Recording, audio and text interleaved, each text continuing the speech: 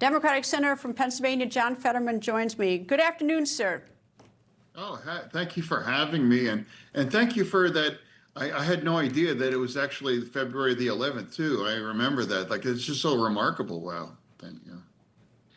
Yeah, it's incredible, and that regime has been ruling with an iron fist ever since. And to think that before that date, the United States enjoyed such a great relationship with the Iranian people, and Iran wasn't funding Hezbollah, wasn't funding Hamas or the Houthis, wasn't trying to destroy Israel, but all changed, really began changing that day.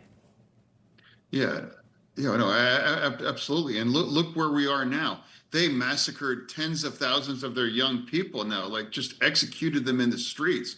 And now you've seen those, I've seen some of those videos that they smuggled out and for what they've done. And there was no protests on the college campuses or in a lot of the left media. They don't talk about those things. So, but now, and this is why, I absolutely was fully supportive and was cheering for that midnight hammer. And now if that's required for a second round, I'll be the one Democrat to absolutely say that's entirely appropriate. Well, you raise a good point, is that the college campuses are not protesting what happened to the Iranian citizens in this recent, the last 6 weeks when they're being slaughtered by the regime. But in terms of today, why do you think that the Prime Minister came all the way from Israel for this short conference with the President? Well, what I think the Israel came was like they are the experts on the Iranian capabilities and the intelligence, what they've been able to do. They blew up a member of Hamas within Iran. And then when they decided finally to take out the Iranian forces, they've done that, and they've maintained air supremacy after about 2 days. And they could have laid waste to Tehran, but they did not. Their war was never about the Iranian people.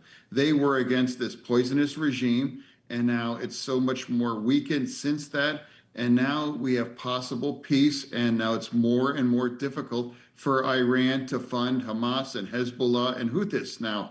And now those are the other organizations that have been broken and beaten into submission. So here we are, and that's why the Prime Minister is here, because President Trump has been, for me, we're in lockstep with standing with Israel through that, regardless of our different parties. Well, you raise this stuff with the Iranian people. Yeah, we're not at war with them. Prime Minister Netanyahu makes that evident in every conversation I've had with him, every interview, that it's not the Iranian people. But we're bringing all this military might, all these assets to the region, when really I assume what they would prefer is some sort of surgical strike where we take out the leadership, because the Iranian people, they don't even want them. Exactly, and that's why I'm going to trust Israel's intelligence. I mean, just how magnificent it's been. When they hit Iran, look at what they've done with the beepers and the walkie-talkies for Hezbollah. I mean, it's just incredible what their capabilities, what they're able to reach people. And that's why they have the best intelligence, and that's why they're going to work very closely with President Trump. And then when they realize that negotiations, and I don't believe you can't really trust. I mean, the last time there was a treaty with Iran, they ended up with 900 pounds of just a step below of nuclear weapon grade, enrichment. So that's why, we demonstrated last year that we can hit them. We know where they are, and we have the capabilities to reach them. And now here we are again. And that's why, the Prime Minister's here, because I think we're all in lockstep to stand with Israel as our special ally.